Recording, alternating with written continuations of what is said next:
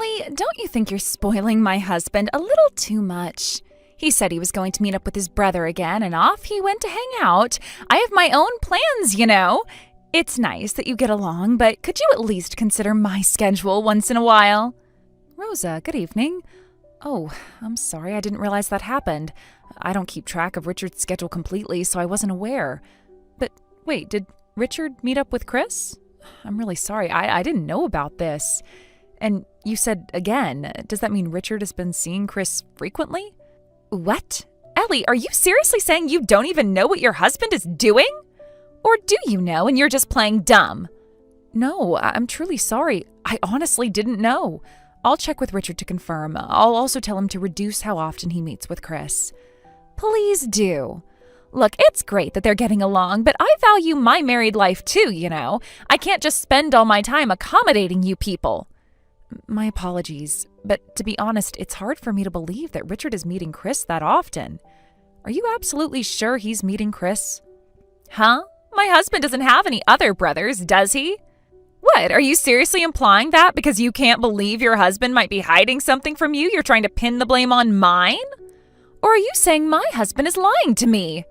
No, that's not what I'm trying to say. You know, maybe Richard is actually one of those people who seems friendly on the surface, but is secretly keeping all kinds of things hidden. I don't think that's the case. You know as well as I do that Richard isn't like that, don't you? Huh? How would I know? I didn't fall in love with Richard, I fell for his older brother. What, are you trying to insult me now? No, that's not what I'm saying. Besides, if he were meeting his biological brother, there's no reason for him to hide it from me, his wife. So even if he did meet up, it's probably just that I wasn't told, and there's nothing strange about that. It's just, I find it hard to believe he's been seeing Chris so frequently. Oh, so what are you trying to say? Are you insisting that my husband is lying to me? No, I'm not saying that at all. Well, I already know the truth. My husband told me everything. Is there something I should know? It just means your husband doesn't trust you. He's keeping all sorts of things from you. You might be right.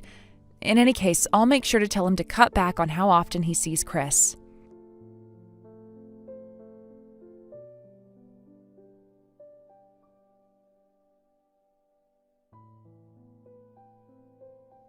Did you hear anything from Rosa after what happened yesterday?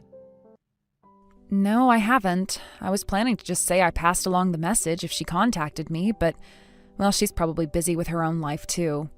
Yeah, that's true.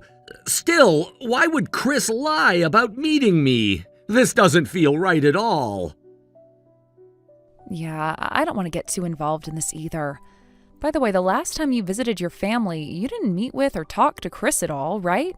Of course not. I haven't contacted him, and I haven't met with him in ages. If anything, he's just doing whatever he wants over there and using me as an excuse. I doubt his wife suspects he's been reaching out to anyone he has a grudge against. Yeah, that makes sense. I was surprised Rosa even reached out to me. She probably didn't expect me to pick up on anything, so she thought she could use you meeting Chris as an excuse to do something. But what exactly is she planning? Chris probably didn't think I'd contact him about this either. Well, whatever. Let him do what he wants. We're better off staying out of it. It's not worth getting dragged into their mess. If Rosa keeps pestering you, feel free to block her. Her obsession has always been unsettling, and this is no exception. You're right. Honestly, I still feel like she holds a grudge against me. If she does, it's completely irrational. It's creepy, which is why we've kept our distance from those two. Even my parents avoid getting involved with them as much as possible. Chris never really got along with our parents, and Rosa clearly doesn't want anything to do with her in-laws either. They've probably found a way to coexist by staying out of each other's business. Yeah, that's true, but why now all of a sudden? So I guess the best thing to do is just avoid them altogether. If Rosa contacts me again, I'll just tell her I've passed on the message and leave it at that. Yeah, that's a good idea. Hopefully she won't reach out again.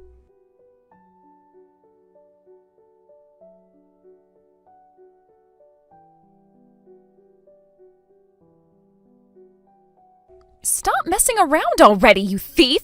When exactly do you plan on paying me back? Huh? Rosa, what are you talking about?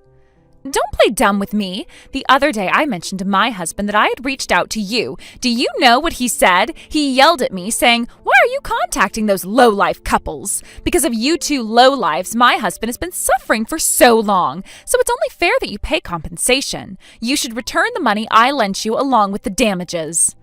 I seriously have no idea what you're talking about. What do you mean, no idea? Stop pretending. I'm talking about the $50,000 I lent you for your daughter's wedding. You think you can just pretend it didn't happen? Well, guess what? I've already filed a police report. Wait, what? What are you even saying? I don't have a daughter. Excuse me? Are you seriously trying to deny something so fundamental now? So it was all true, huh? My husband warned me about this. He said you'd try to weasel your way out. When I asked him when you'd pay us back, he said he'd check with you, but now he's been gone for days. Don't tell me. You did something to my husband, didn't you? Wait, hold on. Calm down, okay? We seriously have no idea what you're talking about. Our daughter's wedding? We don't even have a child. How could there be a wedding? We couldn't have kids, you see? That's why we've been rescuing and raising dogs and cats as if they were our children. And $50,000? No, we've never borrowed such an amount. In fact, we've never even needed that kind of money. We're a dual-income household, and honestly, we're doing fine financially. Then where did the $50,000 that my husband took go? Like I said, we have no involvement in this at all. How would we know where your money is? But I heard you've been meeting with Richard recently. Okay, since things have escalated this much, I'll just say it outright. We haven't seen him. After you contacted me last time, I didn't bring it up again because you never followed up. But the truth is, Richard hasn't met Chris at all. In fact, they haven't seen each other in a long time. So that means your claim about Richard meeting Chris, it's a lie. What? You two aren't conspiring together, are you? Conspiring? Us? With Chris? Why on earth would we do that? For what reason? Chris has always been cunning, deceitful, and willing to take what doesn't belong to him. That's exactly why Richard has been keeping his distance from him for years. Even the in-laws didn't want anything to do with Chris, which is why we've all kept our distance from you and your husband, too. You seriously didn't notice? What? But my husband told me he was just being kind. He said it's better not to associate with the in-laws. He said there's no need to stay in touch or visit them, so I could do as I pleased. Oh, I see. Well, that sounds exactly like something Chris would say. He probably thought there was nothing good to come from you getting involved with his family, so he deliberately kept you away. Why would he do that? Well, based on how things have played out, I guess he borrowed money from you and used it for something. But he didn't want you to find out, so he made it seem like it was for family-related reasons, a perfectly justifiable excuse. Huh? Wait a minute. Are you seriously saying you two didn't receive the money? Show me proof. We didn't take it, and we haven't been in contact with him. How do you expect us to provide proof of something that never happened? Besides, the fact that we don't have a daughter is proof enough, isn't it? When my husband gets home, I'll ask him about it, but aren't you with him right now? For the last time, we haven't seen Chris in ages. Honestly, the fact that you contacted us now out of nowhere was shocking enough. We haven't even been in touch, let alone met with him. And yet here we are being accused of meeting him. It's absurd. But my husband told me this. He said you two were absolutely no good, that staying involved with you would only lead to trouble. He said not to contact you. And as for the $50,000, he told me it was because his younger brother wanted to impress his wife. He said his brother asked for the money secretly behind his wife's back. I thought, wow, Richard must be such a pathetic guy to do that. Even though he should be earning enough, he just couldn't stop gambling and chasing after women. I was honestly relieved that I didn't end up marrying Richard. Where do I even begin? It's astonishing how much of this is outright fabrication. Gambling and chasing after women, those are literally the two things Richard despises the most. And you're telling me you believed all of this nonsense about him? That was a long time ago. Besides, my husband told me Richard changed because he married such a terrible wife. He said that's why Richard became dependent on gambling and other vices. But once they had a child, he wanted to turn things around for the child's sake. That's why he needed the money. And that's why you gave him $50,000? My husband told me he'd make sure it got paid back. He said Richard earns a good salary, so it wouldn't be an issue. I am speechless. There isn't a shred of truth in any of this. If anything, the person who can't stop gambling and chasing women is Chris, not Richard. Wait, what are you saying? Chris, years ago, spent all the money in the house, Richard's savings included, on gambling. He thought he had a surefire way to win, but ended up losing everything. He completely lost the trust of the family. To make matters worse, he started chasing after women, blowing what little money he did win on them. That's precisely why Richard decided to keep his distance. And when we got married, you and Chris married shortly afterward. I have to say, the fact that you, who were obsessed with Richard, jumped at the chance to marry his older brother, it made all of us sick. Excuse me? What are you even talking about? Are you sure we're talking about the same person?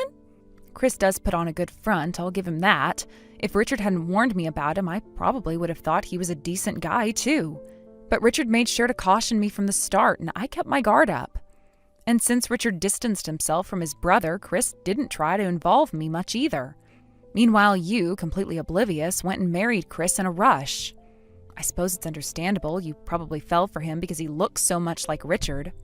I mean, he was kind and sincere, and yes, he looked like Richard. So I thought, why not marry the brother instead? He seemed to like me, too. Well, you were a career woman, weren't you? Chris must have seen the dollar signs. Of course, he was going to be interested, but rushing into marriage like that, this is what you get. But I loved Richard for so long. I couldn't stand it when he married you, someone divorced no less. So I thought, if I marry his brother, I can show you up. Hold on, I'm not divorced. Where is this even coming from? Wait, are you saying that's another one of my husband's lies? It all makes sense now. I thought it was strange of you to believe that we had a daughter when we clearly don't. But he told me you were divorced and had a child. He said you were a foolish young mother who got pregnant early, was abandoned by the father, and irresponsibly decided to raise the child alone. And that's why your so-called daughter, raised by such a careless mother, would make an equally foolish decision to marry young. He said Richard was burdened by all of this, which is why he changed so drastically. And that's why he told me to keep my distance from you. And you still gave him $50,000? Well, he said it would be funny to expose Richard's secret later, to humiliate you two and maybe even ruin your marriage. Ah, I see. And now all of that is coming back to bite you. It's almost poetic, isn't it? But I've been cutting back at work to focus on starting a family. We don't have much left. If this $50,000 is truly gone, what am I supposed to do? That's not my problem. We have nothing to do with your husband's lies. You believed him and you acted on it. All of this is on you. No, wait, you have to help me. I'll find a way to pay it back if I have to, but... Sorry, but we're done here. Wait, don't look away from your phone yet, please. You have to understand I'm desperate here. I can't face my husband alone with this mess. I don't see how that's my concern. You've dragged me into something that has absolutely nothing to do with me, and now you want me to help clean it up? You have to take responsibility for your own choices, Rosa. But if I'd known this was all lies, I wouldn't have given him the money in the first place. You have to see that. I was deceived too. Maybe so, but you didn't bother to confirm any of it with us, did you? Instead, you just took Chris's word as gospel and handed him $50,000. And now that it's gone, you want me to fix it? How is that fair? I didn't think I'd need to confirm it. My husband has never lied to me before, or so I thought. He always seemed so trustworthy, so sincere. But now I feel like I've been living with a complete stranger. You said it yourself. He's a gambler and a womanizer. How is any of that trustworthy or sincere? I didn't know he was still like that. He promised he'd change. He said he left that part of his life behind years ago. And yet you still thought it was believable that Richard, the man you claimed to have loved for years, would be the one gambling and chasing women instead? Rosa, do you even hear yourself? I don't know. I was angry, okay? Seeing Richard with you after all those years, happy and successful, it hurt. And when Chris told me all those things about him, I wanted to believe it. It made me feel better somehow, like I dodged a bullet. So you let your jealousy cloud your judgment. That's not my fault, and it's not Richard's fault either. You chose to believe lies because it suited you, and now you're paying the price for it. Literally. But Chris is my husband. How could I not trust him? You just said you feel like you've been living with a stranger, so which is it? Do you trust him or don't you? I don't know anymore. Everything is so messed up. My husband is gone, my savings are gone, and now I don't even know what's true and what's a lie. I feel like I'm losing my mind. That's unfortunate, but it's not my problem. Please, I am begging you. If I can just find my husband and figure out where the money went, I can fix this. But I can't do it alone. Why are you even coming to us for help? Chris is your husband. Isn't he the one you should be chasing down? He won't answer my calls, and I don't know where he is. That's why I thought maybe he was with you, or that you might know something. But if you really haven't seen him, I don't know where else to turn. Have you tried his usual haunts, the casinos, the bars? If he's up to his old tricks, that's probably where you'll find him. I've checked everywhere I can think of. He's not any of the places he used to go. It's like he's completely disappeared. Then maybe it's time to accept the truth. Chris isn't coming back, not with the money and not with any answers. No, that can't be. He wouldn't just abandon me like this. Why not? He's done it before, hasn't he? You said yourself that he's gambled away everything in the past. What makes you think this time is any different? Because he promised me. He said he'd changed, that he wanted to build a future with me. And you believed him, just like you believed every other lie he told you. Rosa, I hate to say it, but you've been a fool. I don't need you to rub it in. I already know I've been stupid, but I can't just give up. I have to find him. Fine, then go find him, but leave us out of it. We've got nothing to do with this mess, and I'm done wasting my time on it. Wait, please, don't leave me yet. What now? If you really haven't seen Chris, then maybe you can help me in another way? I don't see how. You could talk to Richard for me. Maybe he knows something. Maybe Chris reached out to him and didn't tell you. Rosa, I already told you Richard hasn't seen Chris in years. They don't talk, they don't meet up, and they certainly don't share secrets. But what if Chris contacted him recently, just this once? Richard might know something and just didn't want to worry you by telling you about it. That's ridiculous. Richard tells me everything. If Chris had contacted him, I would know. Are you absolutely sure about that? Yes, I'm sure. Unlike you and Chris, we don't keep secrets from each other. Then, what am I supposed to do? That's up to you to figure out, but I suggest you start by accepting the truth. Chris lied to you. He took your money and now he's gone. The sooner you stop looking for excuses and start facing reality, the sooner you can move on. Move on? How am I supposed to move on when my life is falling apart? You rebuild. It's not easy, but it's the only option you have. Rebuild with what? I have nothing left.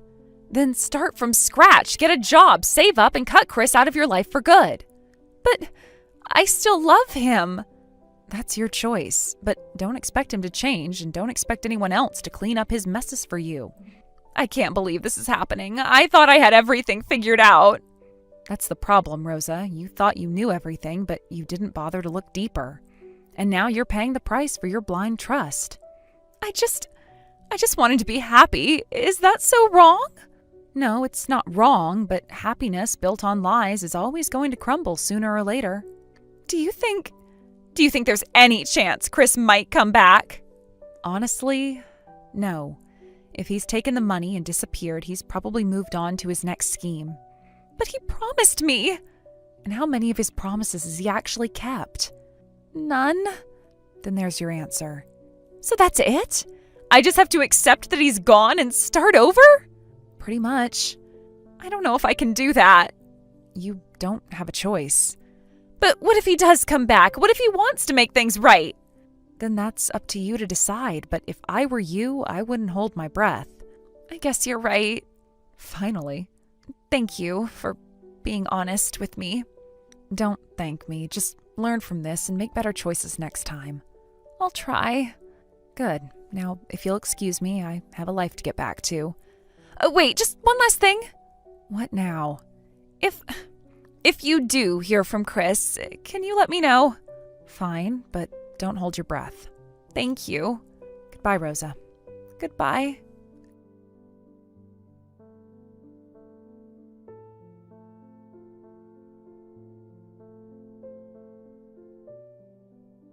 Chris never returned after the incident and has apparently disappeared without a trace. The situation surrounding his disappearance is murky, but what is clear is that he completely vanished from the scene, leaving behind a trail of confusion, unanswered questions, and, unfortunately, financial and emotional turmoil for all involved.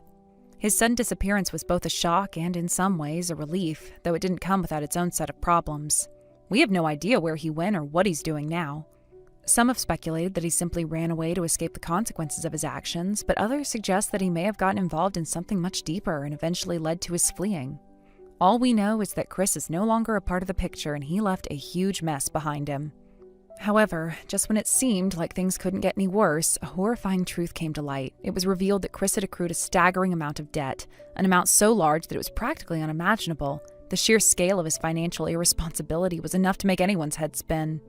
How did he manage to get himself into this position? Well, the details are unclear, but from what we've heard, Chris had been living beyond his means for a long time, indulging in lavish purchases, taking out loans, and getting involved in financial schemes that only served to deepen the hole he was digging for himself. He had been hiding his financial troubles from everyone for years, perhaps hoping that he could find a way out or that someone would come to his rescue. Sadly for him, no rescue ever came, and his debts reached a point where they could no longer be ignored or concealed. And here's where the situation took a darker turn. It wasn't just Chris who had to bear the burden of this massive debt. No, it was Rosa, his wife, who was forced to take on this financial nightmare.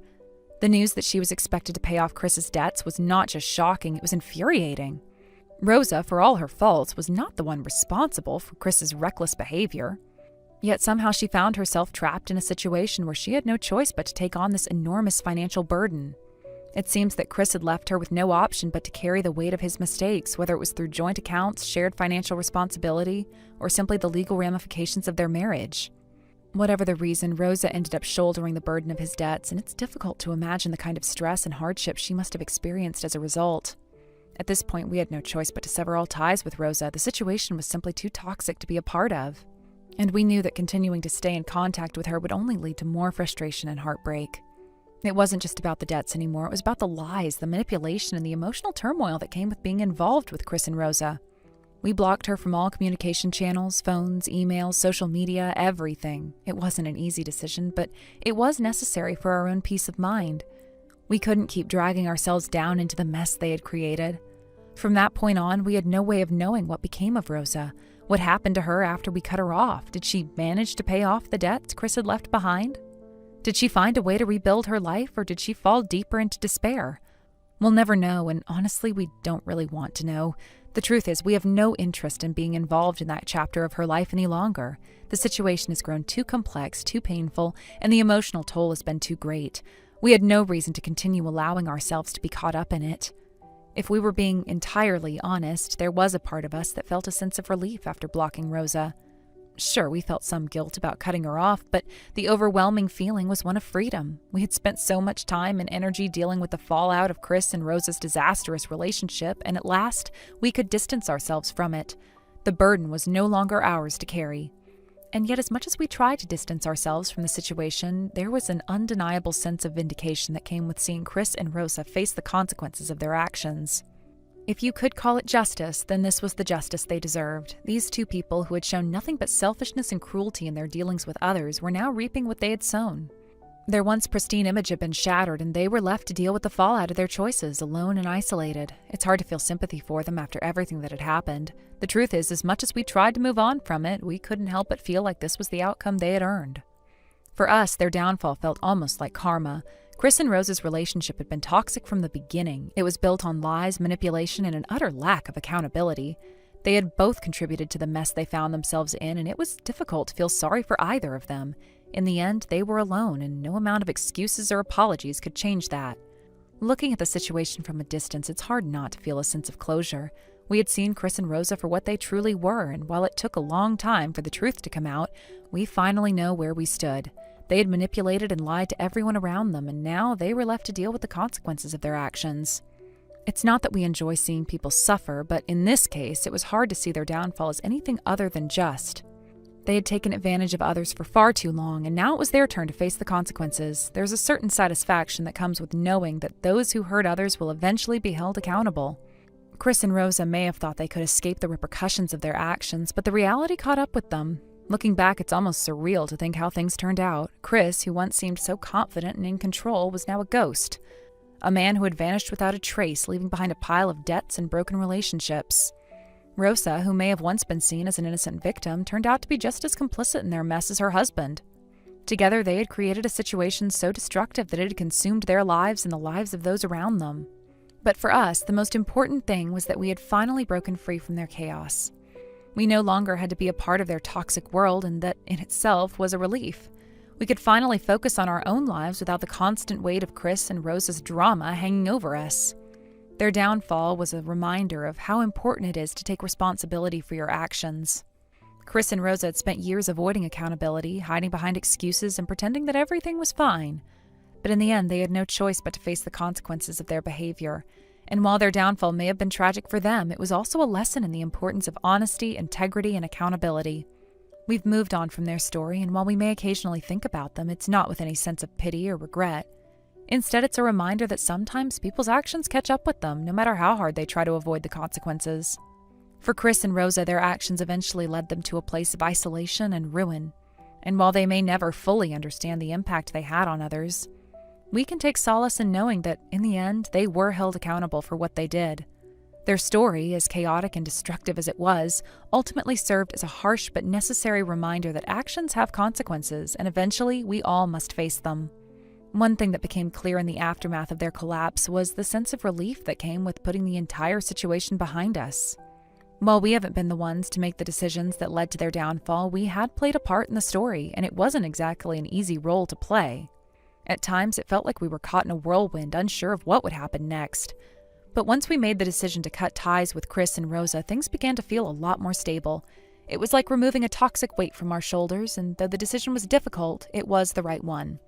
Thank you for watching and listening. We hope you enjoyed the video. Don't forget to like this video and subscribe. Also, feel free to leave a comment about what you thought of the story. We look forward to seeing you at the next story. AJ, why did you even come to the wedding? Didn't I make myself crystal clear? I distinctly remember telling you not to attend. I said if you came, it would only humiliate you. And yet, here you are, showing up despite my explicit request. Are you seriously okay in the head? This is what we call reaping what you sow. Reaping what I sow? Are you even listening to yourself? Let me remind you, we came here because your husband invited us. He personally asked us to attend this wedding.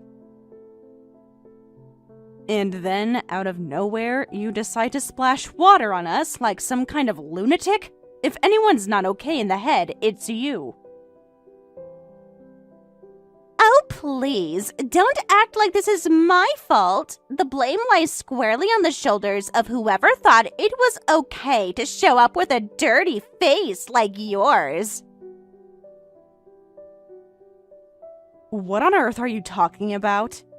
Isn't Sam a factory worker? I mean, let's be honest here. People who work those kinds of bottom-tier jobs? Yeah, I don't get their mindset at all.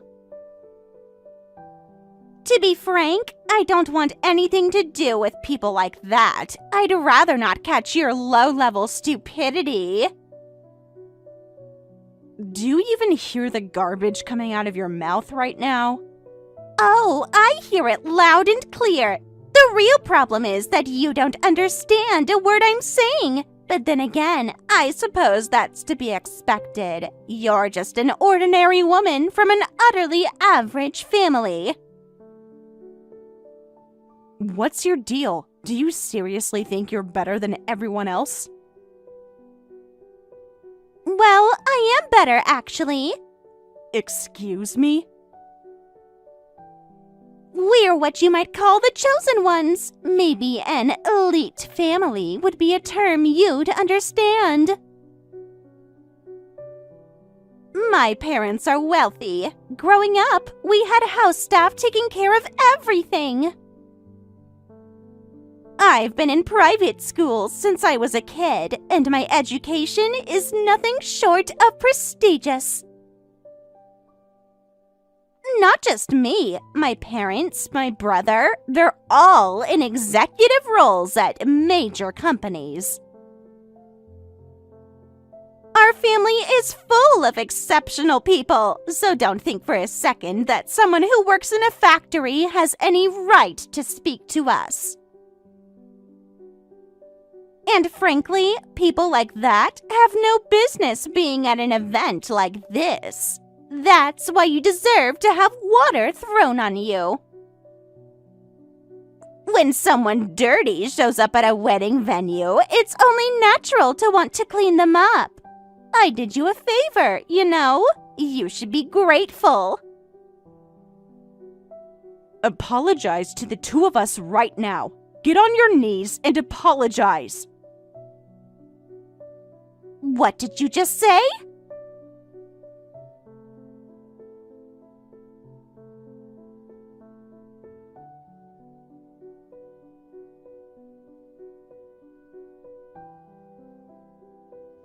AJ, I'm so sorry about what Melissa did. It's completely unacceptable. David, there's no need for you to apologize. At least now, I know exactly how Melissa sees us. No, seriously, I'm deeply sorry. I'll make sure to have a stern talk with her. Please, could you find it in your heart to let this go just this once? That's not going to happen. Yeah, I figured as much. Throwing water on someone at a wedding, a place that's supposed to be about joy and celebration, is utterly indefensible. Let me be clear. She didn't just disrespect me. She made my husband look bad in front of everyone. Someone needs to be held accountable for this. I can't apologize enough. This isn't something you should be apologizing for, David. And besides, I saw you trying to stop her. But more importantly, why are you so terrified right now? Because when you went toe-to-toe with my mom that one time, it turned into a total disaster. Ever since then, I've vowed never to get on your bad side. Oh, you're talking about Macy's mother-in-law drama, aren't you? Well, sure, I might have gone a little overboard in that situation, but was it really that scary? Yes, absolutely. In our family, we have a motto. If someone wrongs you, you make sure they regret it 1,000-fold. So yeah, when someone crosses the line, we don't hold back. But if I scared you, I do apologize for that. You're the one person I've ever seen who could completely shut my mom up.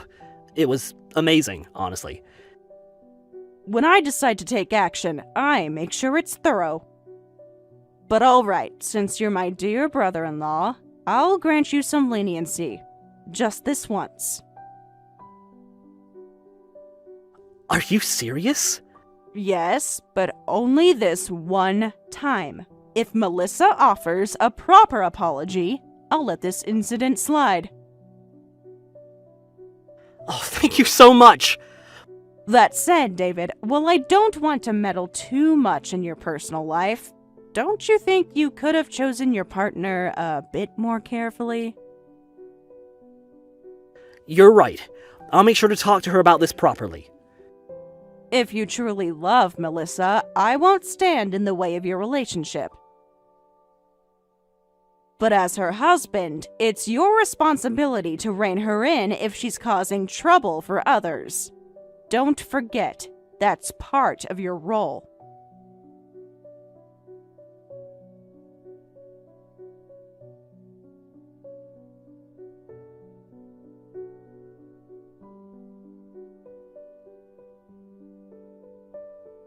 Melissa, the wedding is over, isn't it?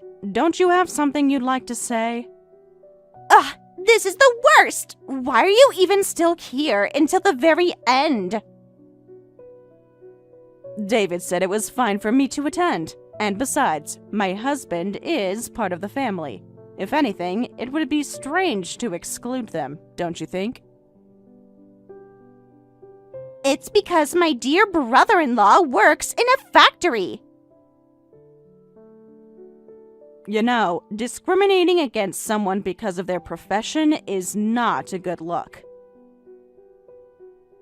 Even now, I'm still willing to accept an apology and let this go, but have you changed your mind at all?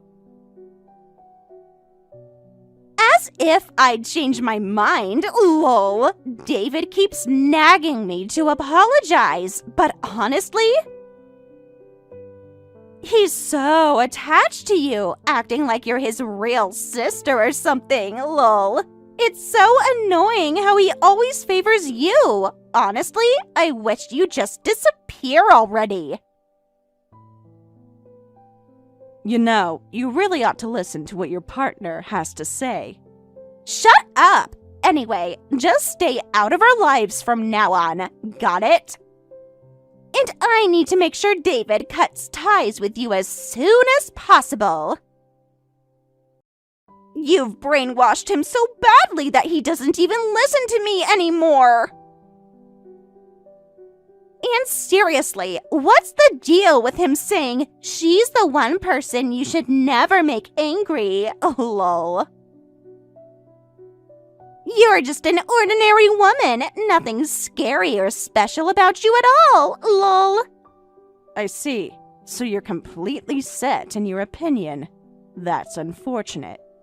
If you'd apologized here and now, I might have forgiven you. Excuse me? What makes you think you can talk down to me like that, you nobody? Keep running your mouth and my daddy won't hesitate to step in, lol. Wouldn't it be a shame if my dear brother-in-law's little factory got shut down? That would cause you a lot of trouble, wouldn't it? So how about this? If you bow your head and say, I'm sorry for saying something so stupid. I might be kind enough to forgive you, lol. That's not going to happen. What? It's you who should be apologizing. Daddy's girl, the chosen one, you've certainly lived a very privileged life, haven't you? But no matter how elite or special you think you are, there's no excuse for insulting someone else's husband. And I'm going to make sure you understand that. When I expose your true nature, David will finally open his eyes. What the hell are you even talking about? You're not making any sense. You're just a nobody. Stop acting like you have the right to talk back to me. I'm telling Daddy about this. Oh, so confident, aren't you?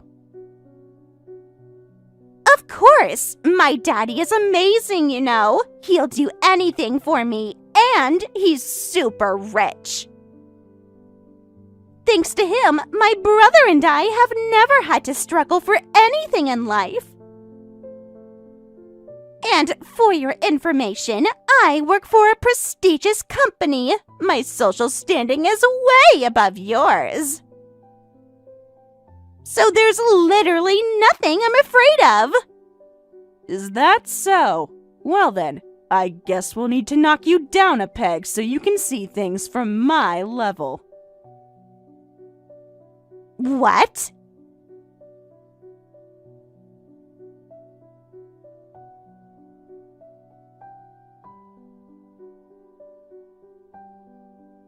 Wow, Melissa. I have to admit, the so-called chosen ones sure operate differently from the rest of us. Who would have guessed you got your academic credentials through backdoor admissions and fraud? Truly beyond the comprehension of us ordinary folk. What? Why is this coming out now? Everyone was starting to forget about it. Oh, well, you see, your maiden name seemed vaguely familiar to me. But you know, surnames often overlap, so I didn't think much of it. Then, during the wedding, I saw your parents' names on the guest list, and wouldn't you know it, they rang a bell too. So I did a little digging and found out that years ago there was quite the scandal about someone getting into a university through fraudulent means. Your father was on the board of directors for a major company back then, wasn't he? So what if he was? Why would you remember something like that? That was ages ago, and people were already moving on. Oh, well, you see, I used to be a journalist. What? Yes, I wrote a number of articles back in the day. And it just so happens that my older brother is a lawyer, and my younger brother is a private investigator. So, I asked my brother to look into the details of your fraudulent admission, and I asked my other brother to gather evidence. It's fascinating, isn't it? Back then, before the media could really latch onto the story, your father used a lawyer to apply pressure and silence the school. That's why the whole thing blew over so quickly. What the hell kind of family do you have? And stop dredging up the past already! You mess with us, we pay you back 1,000-fold. What? That's our family motto. You insulted my husband by calling him a factory worker and dragging his name through the mud. So, it's only fair that I return the favor by dragging your precious family's name through the dirt. In our family, when one of us is insulted, we all band together and fight back. That's just how we do things. What kind of family is that? You're just a family of nobodies. For your information, my parents are CEOs. CEOs? That's right. Both of them started their own companies and built them from the ground up. And, as I mentioned, my brother is a lawyer, and my other brother is a private investigator. Oh, and my younger sister? She's a prosecutor. Still think we're just a family of nobodies? What kind of... You picked the wrong family to mess with, Melissa. But hey, we're still family in a way, so I was willing to forgive you if you apologized. For David's sake, you know. Do you finally understand why David kept warning you to never make me angry? Huh, so what if your family has fancy titles? What matters is influence. For your information, I work for a huge corporation and have connections with CEOs. Compared to me, you're nothing. Just wait and see. Oh, still holding on to that arrogance, are we? All right then, let's see how far you can go. Because I'm going to destroy your family's entire reputation.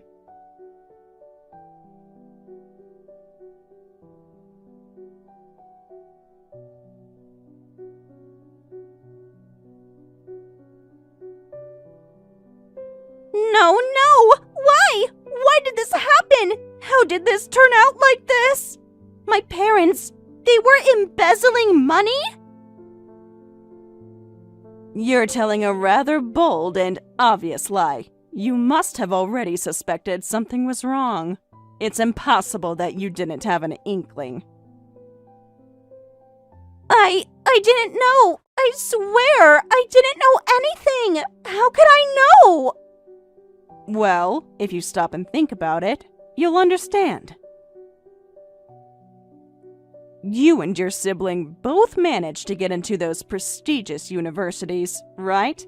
But do you know how those universities work, Melissa? It's all about money. Getting in through backdoor means, using bribes, it's all done in secret. But the cost is astronomical. And not to mention, your wedding was paid for entirely by your parents, wasn't it? Even if your parents are executives, they don't just have money sitting around. Do you think it's that easy for someone in your family's position? It's not, especially when they don't have the kind of wealth that could cover all these things. It doesn't work that way. But, just because they helped pay for my wedding, does that really mean they were embezzling? I don't see the connection, and it doesn't prove anything. It doesn't prove anything. Let me tell you something, Melissa. I spoke to my sister, who works in the prosecution, and she had some interesting things to say about your parents. It turns out, your parents had been accused of embezzling multiple times before, and every single time they got away with it because of lack of evidence. It's all been swept under the rug, but now, with the wedding and all the money moving around, everything started to fall apart. What do you mean? What are you talking about? My parents were accused of what? Yes, accused of embezzling, more than once. But each time, the evidence was lacking, so they weren't persecuted. They managed to cover their tracks. However, your wedding was a whole different situation. A huge event that involved a lot of money. Money that had to come from somewhere, right? And if you really think about it, it was the perfect opportunity for things to get exposed. I told my sister to take another look at your parents' finances, and here we are. No! This is impossible! My parents can't be criminals! You're just making this up to hurt us! You have no proof! No proof? Do you really want to say that to me? If you think back to the way things unfolded, you'll realize that all the pieces fit together perfectly. It's not a coincidence, Melissa. Your parents' sudden rise, their lavish lifestyle, their ability to send you and your sibling to top universities. It all leads to the same conclusion. Bribes, corruption, fraud. And now, here we are, with the truth starting to come out. How do you think your perfect elite family is going to handle this? This is all wrong! This must be some sort of misunderstanding! You don't know what you're talking about! How could my parents be criminals? No, it's not true! They can't be! It's all some mistake! A mistake? Melissa, you've been living in denial. I get it. It's hard to accept that everything you thought was real has been a lie. But the truth is, your whole world, the life you thought you were living, was a facade. Your parents weren't just successful business people. They were criminals. Everything you believed was a lie. Their wealth, their status, even your so-called education, all built on corruption and fraud. This is the reality you're facing now. There's no denying it anymore. No, you're wrong! I can't believe this! This has to be a misunderstanding!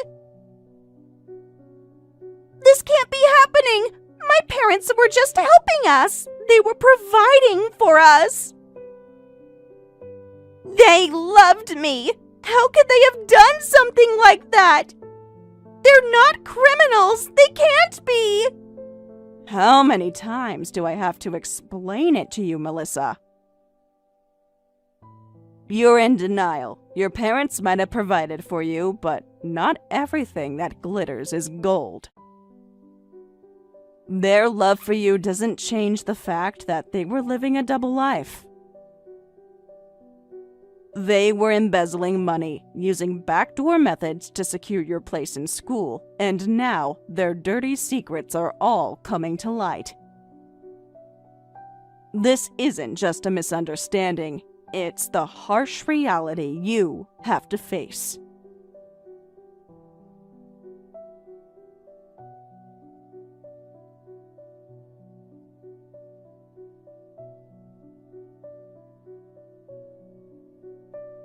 Melissa, I see your family's name all over the news now. Your story is the headline. The news article says, Backdoor University admissions linked to massive embezzlement scandal. Executives cover up crime. Did you see that? It's written in plain sight, with your family's name at the center of it all. How are you going to cover this up now? There's no escaping this. You did this, didn't you? You leaked everything! You betrayed us! You've ruined my family! How dare you invade our privacy like this? This is personal information, and you had no right to do this! Oh, Melissa, I didn't leak anything. I didn't have to. Your family did all the work for me. You really think this can be kept a secret? The truth always comes out eventually. I told my sister, and she investigated, and now here we are. You can't run away from this. There's no escaping the truth. You're a monster! You've ruined our lives! You've exposed everything! What am I supposed to do now? You can try to hide, but it won't work. You've tried to bury the truth for so long, but now it's out there for everyone to see.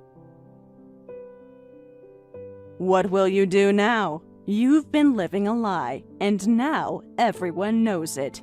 There's no way to cover it up anymore. The truth is out. I can't stand this! I can't face anyone now! Reporters are outside! They're following me everywhere! I can't even go out of the house without being harassed! And David, he's left me! He went back to his parents' house because of all this mess! I don't know what to do anymore! Don't worry about David. I made sure to warn him in advance. I told him that this was going to be a mess, and the best thing he could do was stay away for a while. If he found out what his future wife's family was really involved in, he might consider everything. It might be the wake-up call he needed. David won't leave me. He's not like that. He loves me. I know he does. He wouldn't just leave me because of this. You sound so sure of that, but are you really that certain, Melissa? Is David really that devoted to you? You've convinced yourself of a lot of things, but the truth has a funny way of shaking things up. Do you think he'll stay by your side once he knows the full story? Once he realizes the extent of your family's corruption, do you really think he'll stick around? David loves me. He does. He told me. He fell in love with me the moment he saw me. He's always been so sweet, so caring. I helped him, and he just started loving me. He'll never leave me. He promised. So you think David will never leave you, no matter what happens? You're sure he won't abandon you once the full extent of the truth comes out? Yes, I'm sure. He wouldn't. He can't. He loves me too much to just leave me. Well, Melissa, it seems you've convinced yourself of that. But we'll see how long that lasts when the truth hits him. I've been thinking, maybe it's time to give him a little push in the right direction. What do you mean? What are you going to do?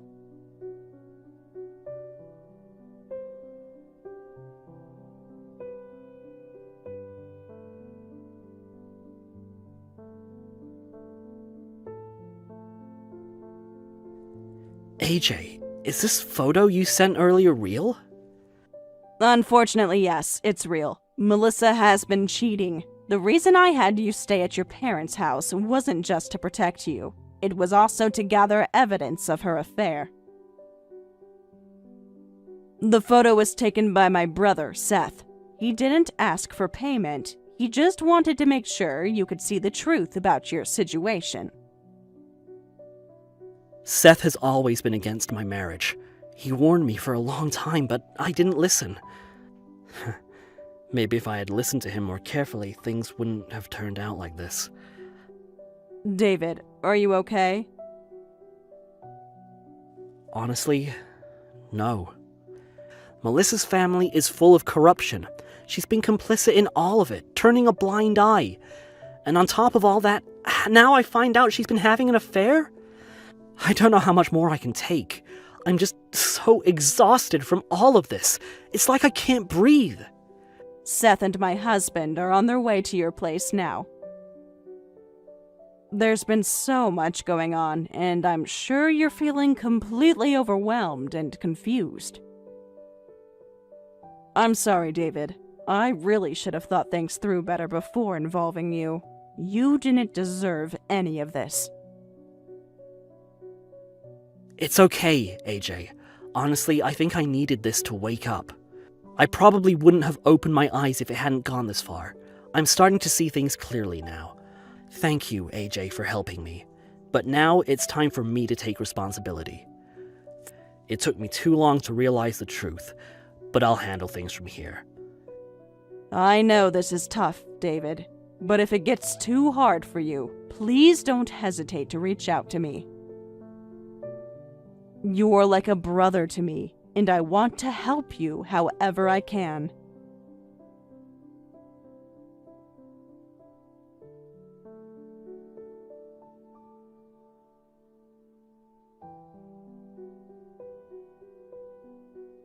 What is this, David? You're seriously getting a divorce? What do you think? You betrayed me. You've destroyed everything. I didn't betray you. I just invited a friend over for a visit. That's all it was. We're just friends. You invited a man into our room and slept with him while I was away. Really close friends, huh? That's not what I meant. It wasn't like that. You have to believe me. I don't believe a word of it. I admit it, when I first met you, I was totally infatuated with you. You were the secretary to the CEO, always looking so amazing, so professional. I was mesmerized by you, but I see now all of that was just an illusion. Your true nature is dark, ugly, and deceitful. I don't even know what I was thinking. Now I can't even look at you without seeing the ugliness inside of you. Wait a minute. You can't just do this. You can't just decide to divorce me without even listening to me. I won't sign those papers. I'm telling you that now. If you're not going to agree to divorce, then we'll have to go through mediation. My decision is final. And AJ has already set me up with a strong lawyer who specializes in divorce cases. We already have plenty of evidence on hand. Do you really think you can still win this? Besides, with everything going on with your family, you won't even be able to leave the house. I know it's a tough pill to swallow, but it's the truth. Right now, I'm offering a fair division of assets. You'll only have to pay spousal support and nothing more. Please, Melissa, for both of our sakes, let's just end this. I don't want to look at your face any longer. You're out of your mind! No way! I won't get a divorce! I'm not going to be a divorced woman! I won't let you do that to me! You can't make me sign those papers! That's a shame. But if you refuse to let go, it's only going to drag things out further. I don't care what you say! You've been listening to that woman, haven't you? This is all her fault! I didn't do anything wrong! She's been manipulating me, forcing me to follow her advice, making me do these terrible things! I'm not listening to anyone except myself now. I'm not going to let you drag me down with you anymore. I've already made my decision, Melissa. This is the end for us. I won't let you go! I refuse to accept it! You can't divorce me! I don't want to keep going around in circles with you, Melissa. You know what's going on. The truth is out there, and you can't deny it anymore. What's done is done. You can't take back what you've done. But I won't just sit here and be made to look like the bad guy. I'm not the one who messed up, and I'm not the one who caused all of this.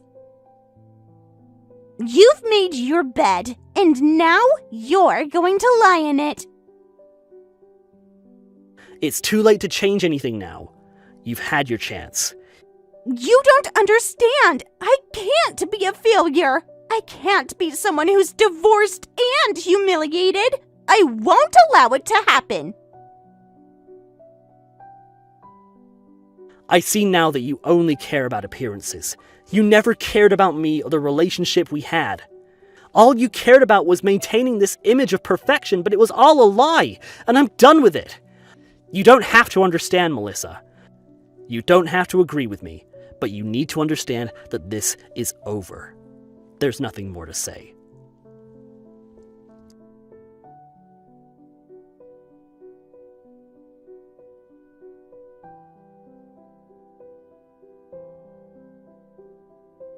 Enough already! Why does it feel like one problem after another keeps coming up?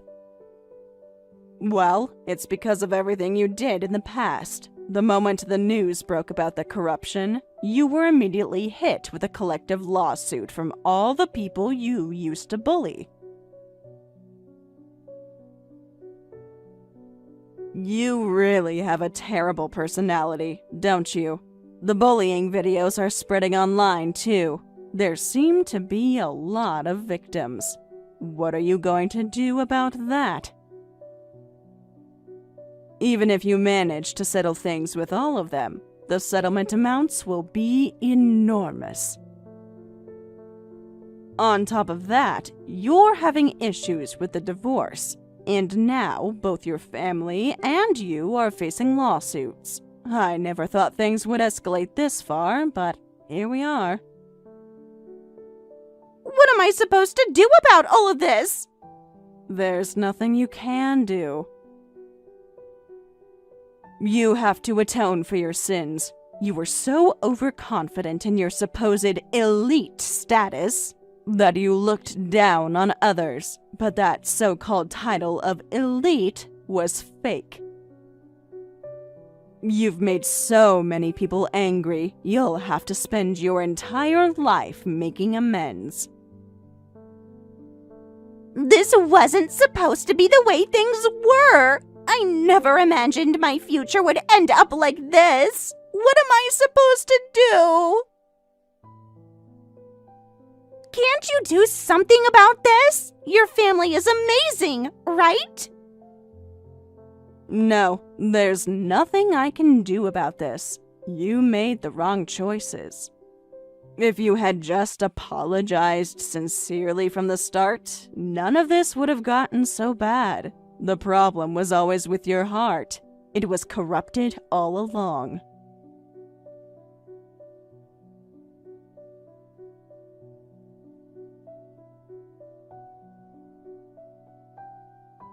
Melissa ended up divorcing David, and she was also sued for alimony. On top of that, she was required to pay a large sum in settlement money to the victims of bullying. This, in itself, resulted in substantial compensation fees.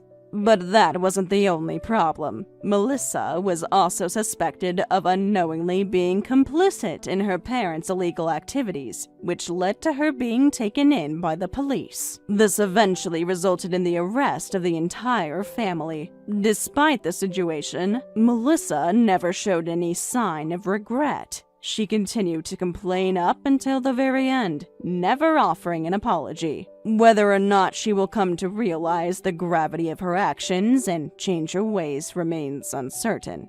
However, one thing is clear. At least my family will no longer have to bear the consequences of her actions. David, on the other hand, was deeply affected by everything that happened. He seemed quite down, struggling with the aftermath of the ordeal. Fortunately, his husband and younger brother often took him out, helping to distract him and provide emotional support. I believe that, with time, the wounds to his heart will begin to heal. David is an important brother to me, and I sincerely hope that he will find happiness in the future. I truly wish for his well-being. And I want him to experience a peaceful and fulfilling life moving forward. One where he can leave behind the pain and suffering that this situation has caused. Though the ordeal has been traumatic for all involved, especially David, I hope he will come out stronger from it all. I know that with time, the love and care of those close to him will help him heal. The road to recovery may be long, but I have faith that he will emerge from this dark chapter and find a future filled with joy and stability. Looking back, I can't help but think of how this situation unfolded. Melissa's actions, her unwillingness to take responsibility, her constant excuses, only made things worse. She continued to ignore the impact of her actions on those around her, especially David, who has always been the kind of person to carry the weight of others' problems without complaint. It's heartbreaking to think that her decisions caused him so much pain. Despite everything, I am grateful that David has the support of his loved ones. His husband and younger brother have been a great source of comfort during this time. They've been taking him out, trying to help him forget, even if just for a while, the heavy burden he's been carrying. It's clear that, while the emotional scars may take time to heal, David is surrounded by people who care for him deeply. As for Melissa, her path is unclear. She seemed to have no awareness of the consequences of her actions, and it remains to be seen whether she will ever take accountability for what she's done. But one thing is certain. My family will no longer suffer from her choices. We are all moving forward, stronger and more united than ever. David, however, remains my priority. I've always cared deeply for him, and seeing him in pain like this has been incredibly difficult. He's always been so selfless, so giving, but now it's his time to heal and take care of himself. I will continue to support him in any way I can, and I hope that, over time, he finds the peace he deserves. Melissa's actions, however, will not define David's future, though she may have caused significant harm. I believe in his strength and resilience. He's been through so much already, and I know that he will find his way out of this darkness. The road ahead won't be easy, but I have no doubt that David will overcome this and find happiness once more. Looking to the future, I'm determined to ensure that David's healing process is supported by those who truly care about him. He deserves nothing less than happiness and peace. And while we cannot undo the past, we can control the future. I will be there for David, as will others who care for him, ensuring that he never has to walk this difficult road alone again. Melissa's mistakes have had a ripple effect on many lives, but I truly believe that David will come out of this stronger. I hope he continues to heal, both emotionally and mentally, and finds a sense of peace. I pray that he is able to build a life where he can leave behind the scars of the past and focus on a future filled with love, joy, and fulfillment. David deserves that, and I will stand by him every step of the way as he moves forward. Looking back at everything that happened, it's almost hard to believe how much we've been through. The situation with Melissa was incredibly difficult for all of us. At first, we never imagined it would escalate to the point it did. It was a series of poor decisions, one after another, that led us to this breaking point. Melissa's inability to take responsibility for her actions only made things worse, and it was painful to watch as she continued to avoid any kind of accountability, despite the harm she caused to so many people, especially David. David, being the kind and thoughtful person that he is, had always been the one to try to protect everyone. He was the one who would shoulder the burdens of the family, trying to make things easier for others. And yet, it was as if Melissa completely disregarded the impact of her actions on him. She treated the situation as if it was someone else's problem. And that made everything so much harder for David. To see him, who had always been so strong, crumble under the weight of it all was heartbreaking. But, at the same time, it was clear to me that David's strength came not from bearing the weight of everyone else's problems, but from his ability to rise above them, no matter how hard life got. The most difficult part of all this was the way Melissa treated her own family. To think that she would drag David, and even the rest of us, into this mess because of her own selfishness was incomprehensible. She had the power to stop everything from spiraling out of control, but she chose not to. She chose to deny her own mistakes, to ignore the suffering she was causing, and ultimately to let everything collapse around her. The way she responded, with nothing but excuses and blame, only made it harder for anyone to understand how she could have acted this way. I couldn't help but wonder, did she ever care about the people around her? Did she care about David, the brother she once knew, who was now suffering because of her actions? For David, it wasn't just about the financial strain or the legal consequences, though those were significant. What hurt the most was the betrayal. His trust in his family, in his marriage, was shattered. The person he had once loved, the woman he had shared a life with, had done something unforgivable. And even more painful was the realization that his family, the people he trusted to support him, had been pulled into this mess by someone who didn't care enough to stop it. But even in the darkest moments, I knew that David had the potential to heal. It wasn't going to be easy, but he had always been resilient. He was the kind of person who, despite everything, kept moving forward. There were days when he would fall into despair, days when he didn't know how to pick himself up, but he never let that stop him. With the love and support of his husband and his younger brother, I believed that David could find a way through this. They were his anchor, his safe space in a world that had suddenly become so uncertain. I knew they would stand by him, no matter what. It was also clear to me that David needed time. Time to process everything that had happened. Time to let go of the hurt and disappointment that Melissa had caused him. But I had faith that, over time, the pain would lessen. He had been through so much already, and I knew that he had the strength to move forward. I could only pray that he would find peace, that he would come to a place where he could forgive, not for Melissa's sake, but for his own. Thank you for watching and listening. We hope you enjoyed the video. Don't forget to like this video and subscribe. Also, feel free to leave a comment about what you thought of the story. We look forward to seeing you at the next story. Reagan, it seems like you haven't gotten to the laundry at all today, nor to cleaning the floors today. And let's not forget about those dirty dishes that are still in the sink. Reagan, what the hell are you doing in your room? Hi, Max. I'm sorry, but all day today I've been feeling really under the weather. I'll get to all of those things in the morning, so you don't have to touch anything. You want me to leave all of this be? So even though you are the housewife here, you're going to ask me to leave all of this for you to do tomorrow?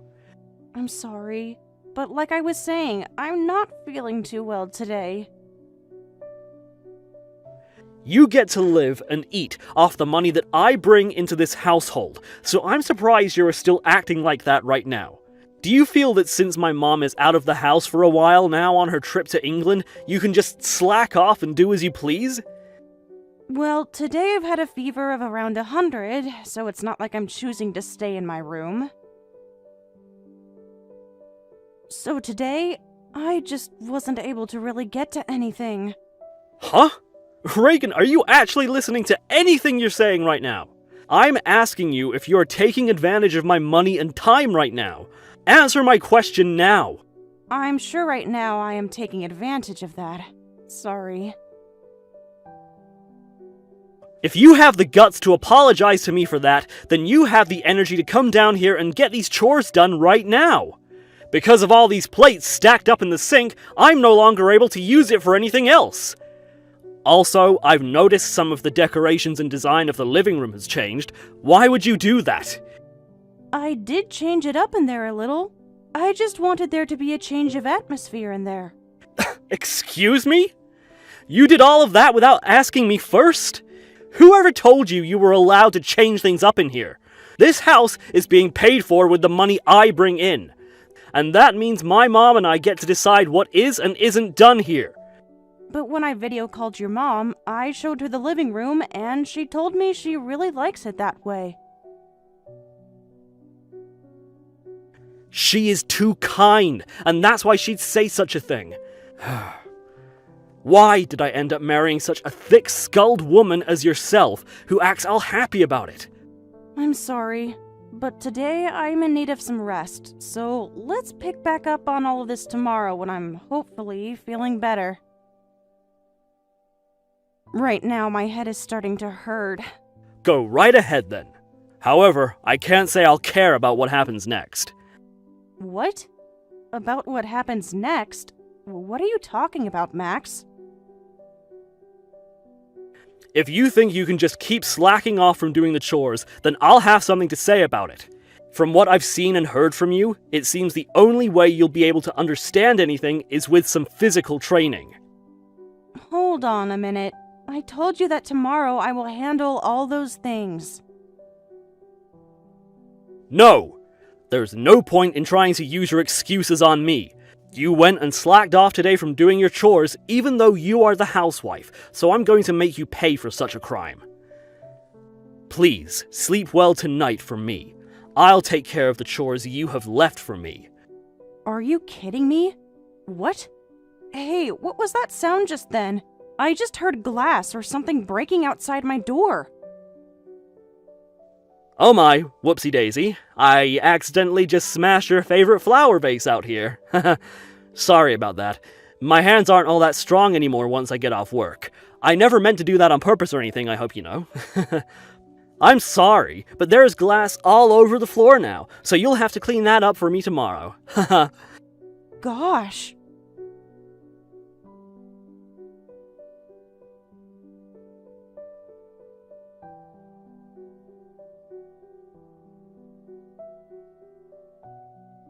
Reagan, how are you feeling today?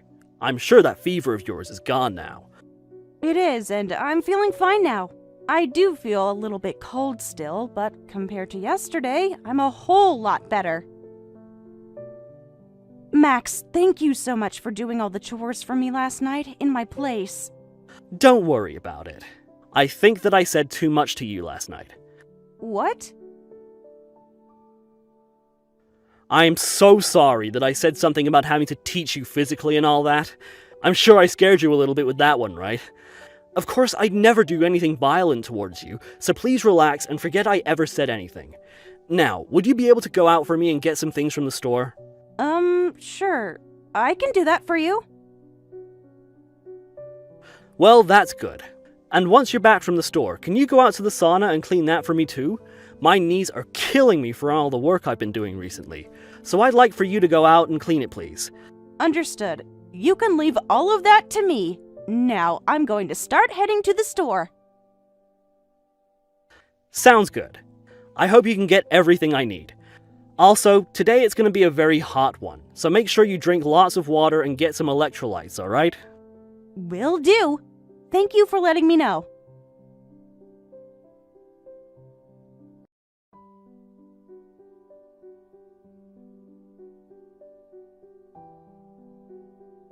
Hey, Max? What are you doing right now? I'm still in here. Can you please open the door for me right now? And why did you turn on the sauna? Max? I told you, didn't I? You needed to be taught a lesson physically in order to understand me. What? But you told me this morning that you went too far by saying something like that. I was well within my boundaries when saying that, and could have gone a whole lot further had I wanted to. And as I said to you last night, I am teaching you a lesson. You went and slacked off from getting all the chores done, so now you are going to have to pay for that. But today is one of the hottest days of the year. Right now, it's already close to 103 degrees in this sauna, and rising. I'm burning up. Please, Max, could you come open this door? What are you talking about? I locked you in that sauna because it's the hottest day of the year, as a great form of punishment. A useless wife like you, who thinks she can take advantage of my mom and I, will learn her lesson in that shed. Ah, that's right. I left you a plastic bottle with water in it in there for you, so please drink up. It's going to be boiling hot for the next couple of days, so you need to make sure you stay hydrated. That water is already gone. It was only half full and I just had to drink the rest of it. My head is starting to hurt again like yesterday, and I'm a little dizzy now. Oh, you already drunk that water? Well then, things should start to take place really soon here. I'm going to head off on a little vacance to Hawaii I had planned now with another girl of mine, so I'll see you in 4 days, Reagan. And please, when I get back, tell me that you've learned your lesson. What? You're going on a trip? Now? The reason you are being left in that sauna is because you thought you could get away with slacking off as my housewife. So that's your punishment. I have a trip to go on now in order to calm my nerves after dealing with you. Please take this time to think about all the things you've done. It's getting super hot in here. Help me!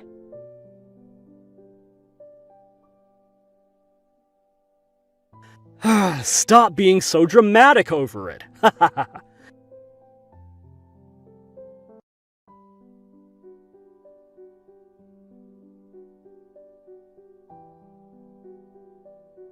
Hey, Max. It's been all day and I haven't gotten anything from Reagan about how things are going. Do you know what's going on with her? What? She hasn't said anything to you all day? Well, we had planned on doing a video call today around 5 p.m. and having a few drinks, but, we actually do that every Friday at 4 p.m. while I've been here in England, but today she hasn't said anything to me. I even tried calling her this time and she didn't answer me. I think I know.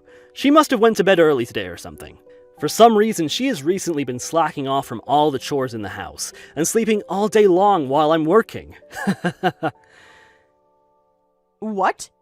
No way! She would never do anything like that! Her own conscience wouldn't even allow her to slack off from her tasks. She won't even let me tell her to take a day off because she feels obligated to do everything at home. So what's this about her slacking off recently? Is that right? Then have a look at this video I've taken. Hmm?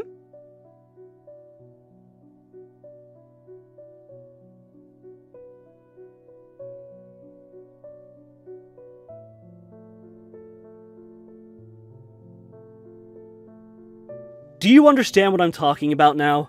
Recently, it's only been me doing all the chores around this house. This video was from last night when I got home. Things are always like this around the house, with her just sitting in her room all day long. I made sure to record it due to how bad things have become. I can see that things have been left dirty in the sink and that the laundry is still in the hamper. But what was going on with Reagan at this time? Well, she was most likely in that room sleeping all day long. I even gave the door a few knocks, and she told me to shut up and leave her alone. Are you serious? Reagan was saying things like that to you? She could never. And she knows about how bad my knees have been getting from work, yet she makes me take care of all the chores all the time while sitting in that room all day long. It's been so terrible for me here. But she has been trying to hide all of this from you, so that you'll continue to spoil her with your kindness. I'm sorry that you had to find this all out now. Max? I just had another watch of this video you sent me, and there's a bottle of sleeping pills on the counter. What? Wait, isn't that those prescriptions I was using a long time ago? Before I left to come to England, I made sure to throw those in the trash can since I don't use them anymore. Hold on. I thought that the bottle was really nice and small, so I've been using it to put small things into. Doesn't that sound like something it would be good for? Doesn't it look nice on the counter? Does it look nice? Are you kidding me, Mom? Max, what the hell is going on right now? What have you been using those pills for? Wait, Mom. I'm not joking about using it as a little bottle to hold small things for me. Like, I'll take things such as my pencil lead and other small things and put them in there so they don't get lost. Jesus, why would you use a pill bottle for something like that? There are plenty of things in the house that would look a lot better than a pill bottle for holding small things. For some reason, I can tell things aren't going very well between you and Reagan. So how about we all have a little chat regarding things between you two, and I'll call over the phone during that time. Sounds good, Mom. Thank you for thinking about that. No problem. Now, if Reagan wakes up at all today, just tell her to go back to bed and get whatever rest she needs. I'm sure there is something going on with her, and she needs that sleep. So let her. Understood. You are so kind, Mom. But, if she is going to sleep all day today, that means I'll have to do all the chores around the house for her again, right? I will talk with Reagan about all of that. I'm sorry that you'll have to pick up the slack again, with both your knees being so bad.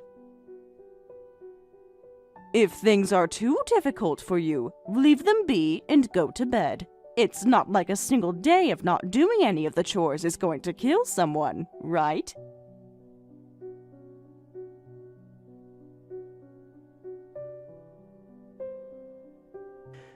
That's true.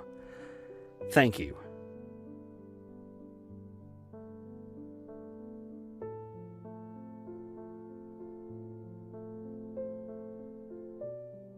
Hey Reagan, how are things going? I completely forgot about you being in that sauna. I'm sure you were able to find a way out of there yourself, right?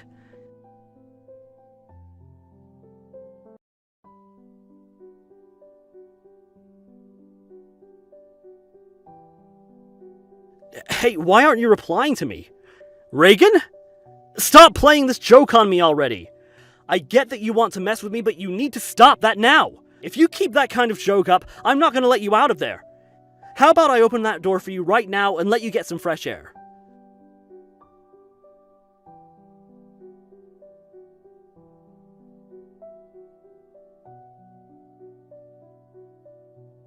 Mom, listen. Oh, what am I gonna do? What should I be doing right now? What's going on? What happened, Mom? It's about Reagan. Right now she is in a really bad state. Hold on a second. Can you calm down for me and explain what's happened? What happened to Reagan that has you so worked up right now? I made a mistake, and I accidentally closed the door on the sauna and left it on while Reagan was still in there and went out for the day. Huh? Like I said, it was an accident. I didn't know she was in there and closed the door so that no animals would find their way in there. And just now, I went out to grab something from in there, and as I opened the door, a really foul smell came out from inside. You're lying, right? I'm telling you, this was all an accident. I never knew that she was in there, and she never told me to let her out after closing the door on her. She was having me do all the chores in the house for her, and since I was so tired from having to work all the time, I don't care about how you were feeling after doing some chores. How is Reagan? What's happened to her? Did you call 911 yet? I'm not sure how she's doing. I'm not sure. Huh? Go in that shed and see how she's doing right now, and then call the goddamn police or something! Go right now! But the smell, it's like that of a decomposing animal now. Shut the hell up and look at how she's doing! Open the damn door right now and see how my wife is doing, you asshole! All right already.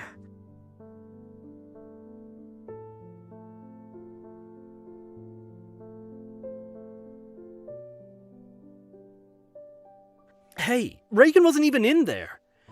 That terrible smell coming out of there was just some really old towels. I went over to the neighbors and asked them if they'd seen where she went, and one of them said she was taken away in an ambulance. What? I see. Thank goodness she was able to get help. But how did she do that? You told me you closed the door to the sauna, and as far as I'm aware, there's no way to open it up from the inside if it's been locked from the outside. From what it looks like, she used a really heavy object to smack the glass window. Then Richard, one of our neighbors, called the police thinking we were being broken into. That's good to hear. Thank God she was found before it was too late. So, this means that right now Reagan is at the hospital being cared for? Yes, that's what it sounds like. I'm coming back home right now. I'm too worried about Reagan's condition right now to stay here any longer. I need to be with her while she's recovering from whatever's been going on with her. What? No, you don't have to. Everything will be fine here. I'll be able to watch over her for you. You just stay in England and focus on whatever fun you still need to have there. There's no need for you to worry about any of this anymore. What are you saying, Max? How the hell am I supposed to just ignore the fact that my sweet little daughter-in-law is in the hospital right now? You know for a fact that I need to be there. I know I said I'd be in England, but I'm actually in New York right now for a quick meeting, so I can be home in a few hours as long as I get the next plane. Is that so? Okay then.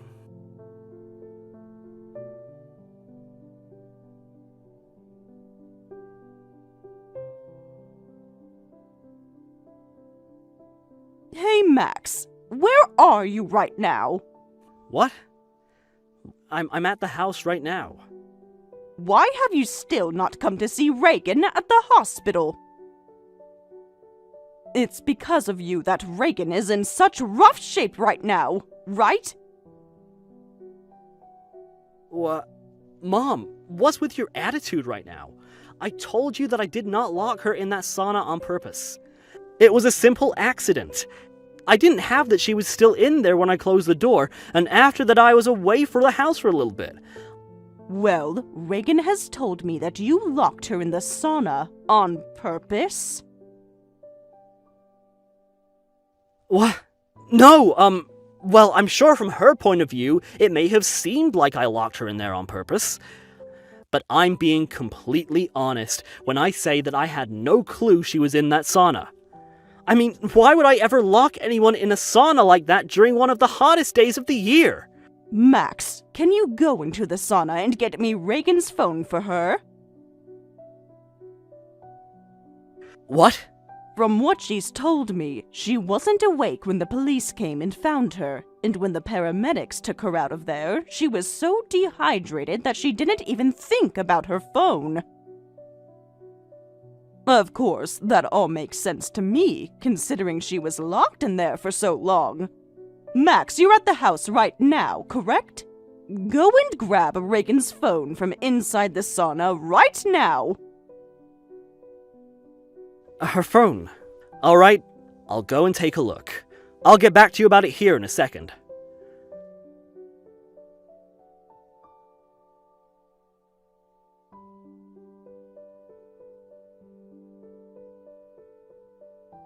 I'm sorry, Mom. I wasn't able to find it anywhere. Perhaps while they were carrying her to the ambulance, she had it on her, but it fell out of her pocket and got lost. I see. Did you really make sure to take a good look for it in there? Well, of course. I made sure to check every single corner of that sauna and came up with nothing. I'm sorry, but it's not in there. Also, if I keep trying to look around in there, I'm gonna become tired myself and might pass out. Lol. Wow, Max. You have no right making a joke like that after what's happened to your wife. Are you trying to test my nerves now or something? I'm sorry about that. I just thought it would help to lighten up the atmosphere a little bit. You were the one that caused all of this, Max. And that means you don't get to say crap about the atmosphere right now. Stop being such an idiot, please. I caused all of this? Why do you keep talking about me in such a crude way? I told you that I never closed her in the shed on purpose, Mom. I've been saying that this whole time. Then tell me, why is Reagan's phone all smashed up? What? I'm not stupid, Max. You might think I am, but I wouldn't be doing the kinds of things I do if I was as stupid as you think. Her phone that you found out in the sauna, you just brought it inside and smashed it up on the living room floor. Now why, Max, would you need to be doing something as ridiculous as that to her phone? No, wait. Hold on a second. Hold on a second. Hold on a second. What's going on here? I just asked you a simple question, Max. Why did you break her phone? No, I would never do something like that. Mom, what are you going on about right now? You're not even home with me right now, so how would you know anything about her phone? Has Reagan been trying to get you to believe some crazy things?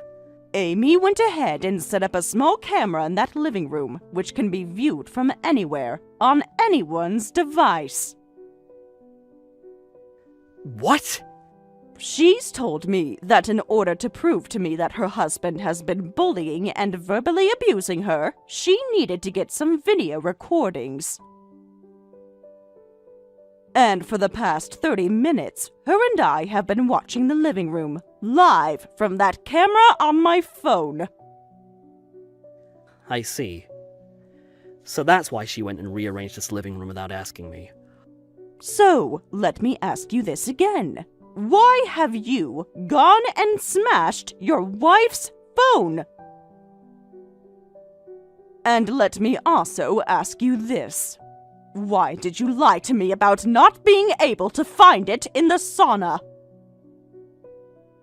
No, that was, Let me answer these questions for you then, since you seem to be preoccupied with losing your mind. You went and lied to me about the phone and broke it, because you know damn well that on her phone there is evidence of you locking her in the sauna on purpose, right? Am I wrong, Max? But her phone is completely destroyed now, so you can't use it anymore to see anything. Even if there was evidence in her phone that I had gone and locked her in there on purpose, you wouldn't be able to see it anymore, so you can't use it as evidence. Interesting and unfortunate. Seeing one's own son change tone like that in an instant really does break one's heart. What's so unfortunate? The only thing that unfortunate about this whole situation is the fact that my own mom doesn't believe what I'm saying! Shut it, Max. I know you have no idea about technology like I do, and that it's totally alright. But just because you smashed her phone up doesn't mean we can't access those texts. It's all still saved on a server managed by Pear. What?! I just logged into her account on my laptop. And guess what? Right there in front of my eyes is the conversation you had with Reagan a few days ago.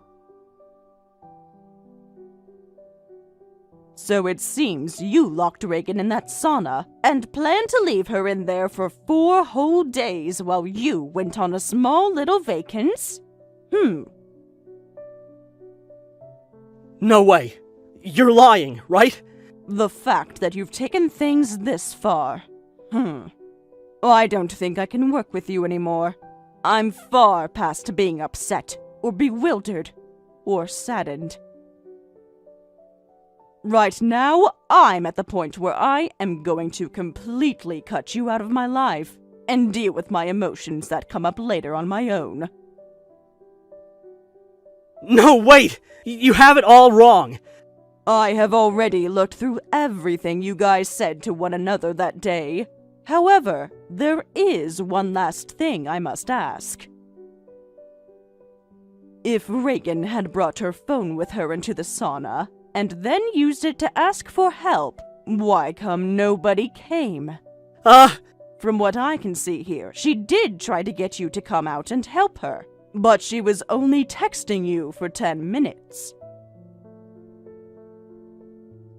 I can understand her passing out due to the heat and not having any fluids, but not within 10 minutes. The last thing she remembers before passing out is that she drank a bottle filled with a little bit of water, and after that, things started to get fuzzy, and she blanked. Something about that water she drank doesn't seem right to me, Max. What are you trying to say, Mom? Max? You took my old prescription and put it all into that water bottle before setting it in the shed with the intent of having her drink it, right? Ugh! You must have known she would try and get help from someone else while stuck in there, so you wanted to knock her out so that you could run off.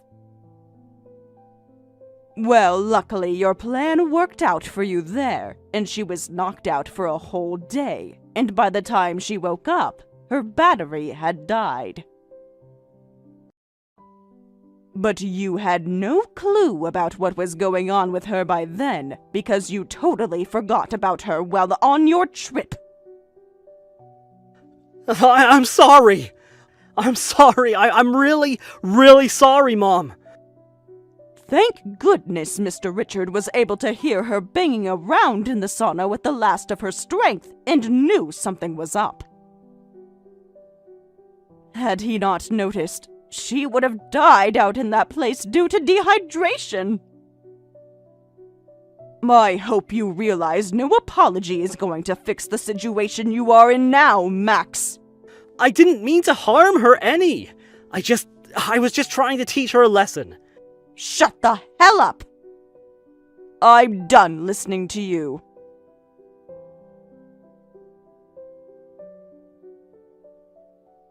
Because of this, consider your relationship to your wife and I over with. Bye. What? Wait a second, Mom! Hey!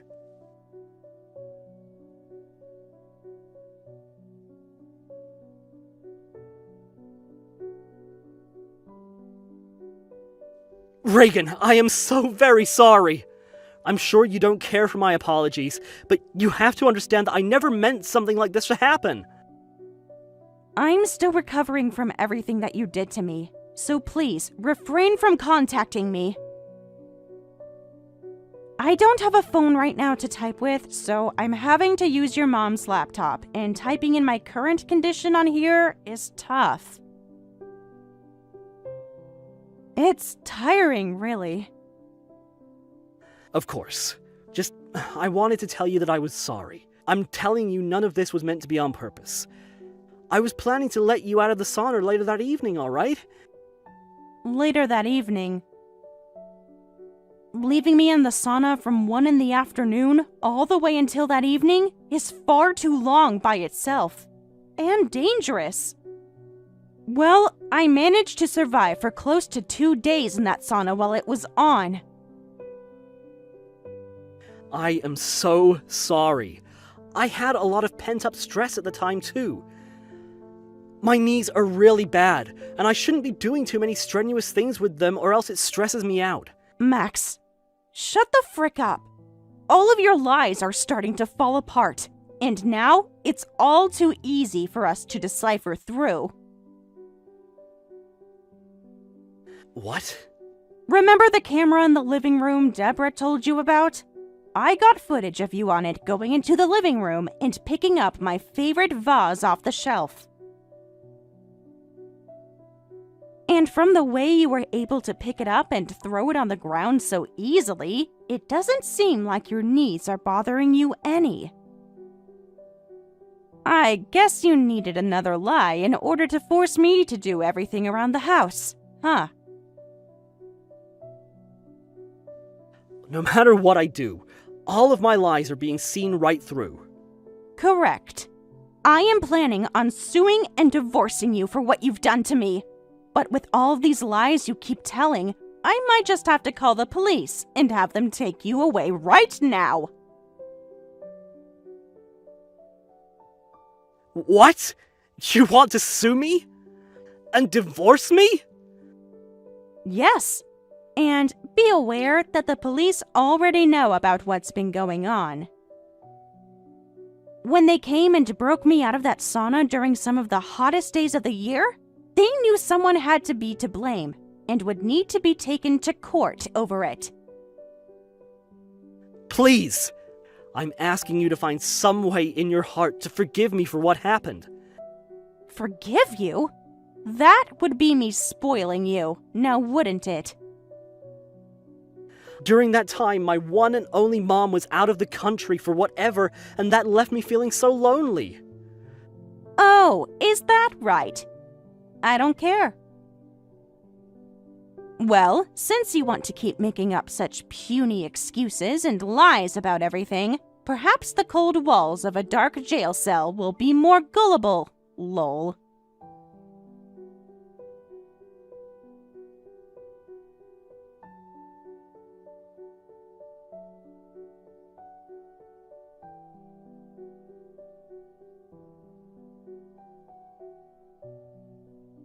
Reagan, I am so sorry for everything you've had to go through with him.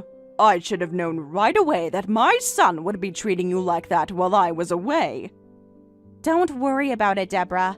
I should have told you, but I wanted to try and stay low for a bit. No, you didn't. You just didn't want to cause any trouble for me while I was gone, and so you chose to bear whatever he threw at you.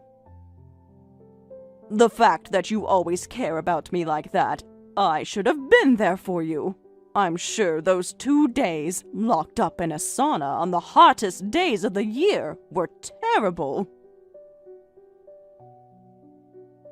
A literal living hell.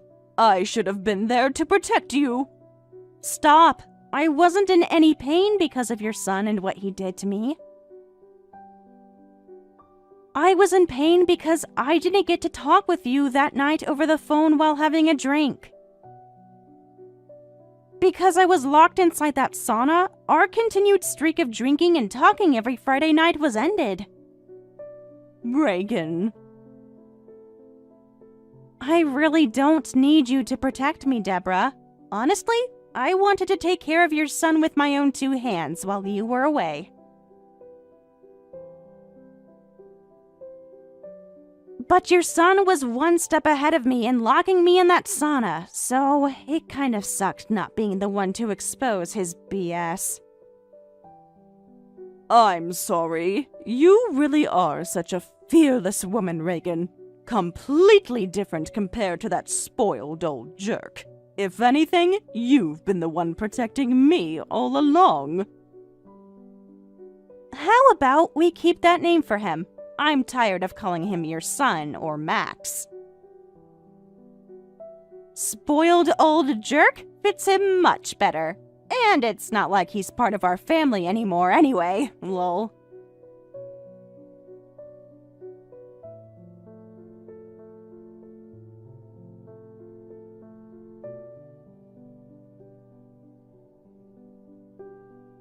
After that, the police arrived at the house and arrested Max for attempted murder. It was a scene straight out of a movie, with flashing lights and officers moving with precision.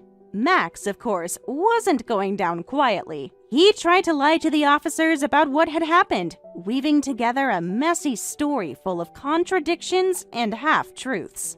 At one point, he even pretended to be a paraplegic, refusing to get out of his chair and insisting that he couldn't walk. He thought this would buy him sympathy or perhaps delay his arrest, but the officers weren't fooled for a second.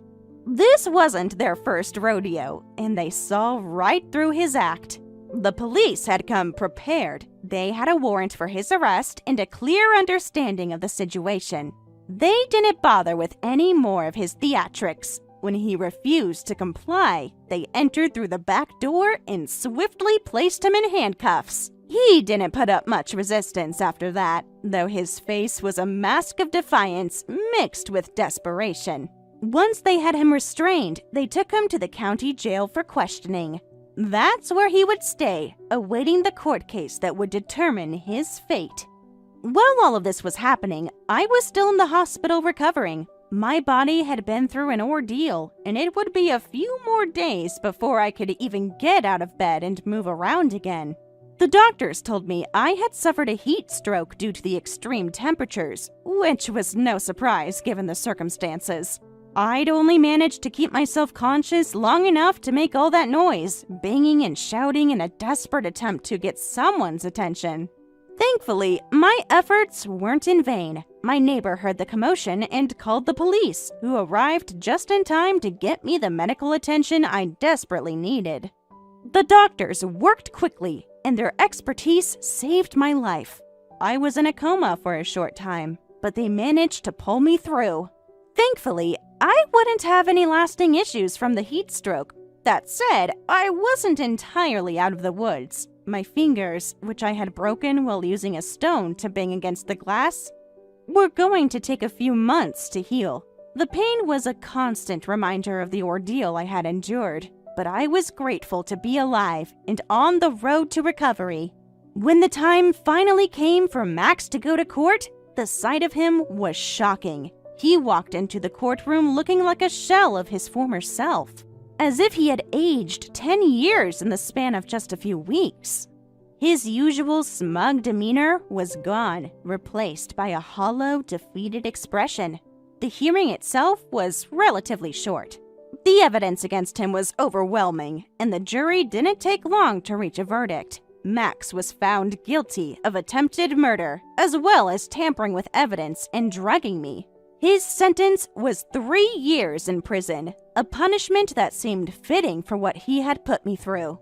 In addition to his prison sentence, Max was ordered to pay me a settlement of around $250,000. This money was meant to cover my medical bills and compensate me for the suffering he had caused. To pay this off, he was forced to sell all of his possessions and take out several loans. It was clear that he would be dealing with the financial repercussions of his actions for many years to come. But the consequences did not end there. The story of what Max had done spread like wildfire. It was covered in the local news, then picked up by state outlets, and eventually made its way across the country. His name and face became infamous, and he lost everything. His family, his friends. and any shred of respectability he might have once had. In prison, he didn't even bother trying to make phone calls because there was no one left to answer. 3 years have passed since then, and Max has now been released from prison. But life outside isn't much easier for him. The weight of his actions follows him everywhere he goes. Employers recognize his name and face and refuse to hire him. He's drowning in debt, struggling to find a foothold in a world that no longer wants him. Even outside his hometown, people know who he is, and the stigma of his crimes ensures that he remains an outcast. As for me and Deborah, we decided to leave that town behind after everything that happened. We sold the house and used the money to start fresh somewhere new. Deborah took the lead on finding us a temporary apartment while a new house was being built. The new place is much smaller than the old one, but it's cozy and perfect for the two of us. Thank you for watching and listening. We hope you enjoyed the video. Don't forget to like this video and subscribe. Also, feel free to leave a comment about what you thought of the story. We look forward to seeing you at the next story.